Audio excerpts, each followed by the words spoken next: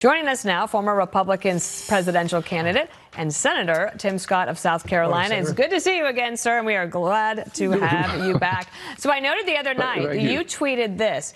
Why isn't he surprised? Illegal immigrants equals new voters equals appeasement to his base, that this was the plan the whole time and all of the above. And you say the administration should get an F. It seemed to me you were ready to jump back into the debate. Tell us what you're thinking on immigration now. Well, there's no doubt, the whole impeachment process of Mayorkas seems to be important, but the best way to get rid of Mayorkas is to fire Joe Biden. The fact of the matter is 10 million illegal immigrants will enter this country by the time we have the election this year. Over somewhere around 300 people, either terrorists or suspected terrorists, coming into our country. Sleeper cells waiting in our country. We need new leadership because we need America to be safe.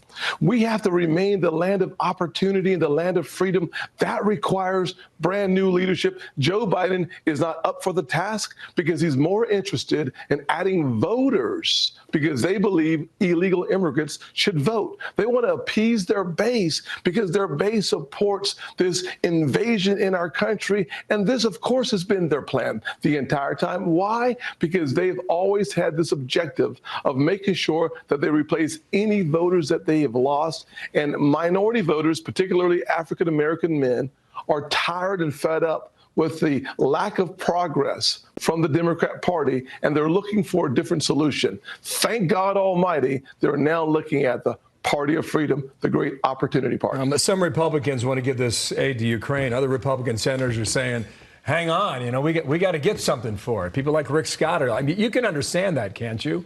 If you want to get a guarantee on the border deal, then you want to tie the hands if you're going to go ahead and pass it. Well, think about this. I mean, so many of the deals that we're looking at requires us to help secure the border in Israel. That's a good thing. Ukraine's border, good thing. How about our border?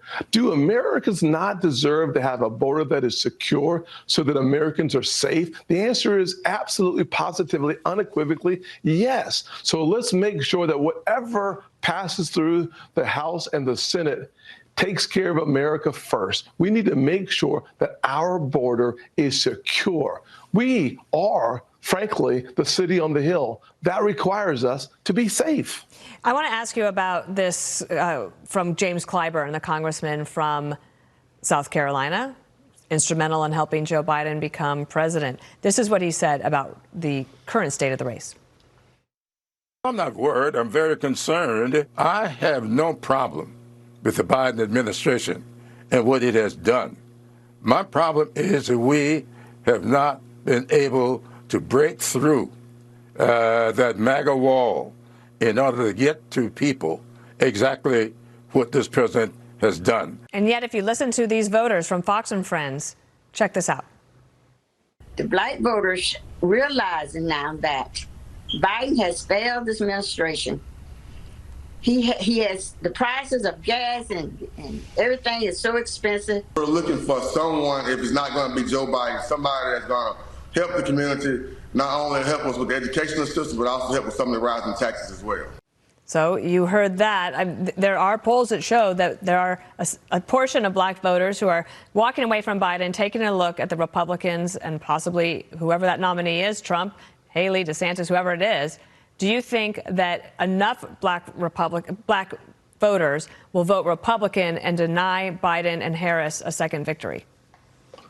Well, think about this. If we, as Republicans, receive more than 20% of the black vote, this race is over. I mean, it's dead as a doornail for Joe Biden and the Democrats. You can't win if we get 20% of the black vote. And here's what we know.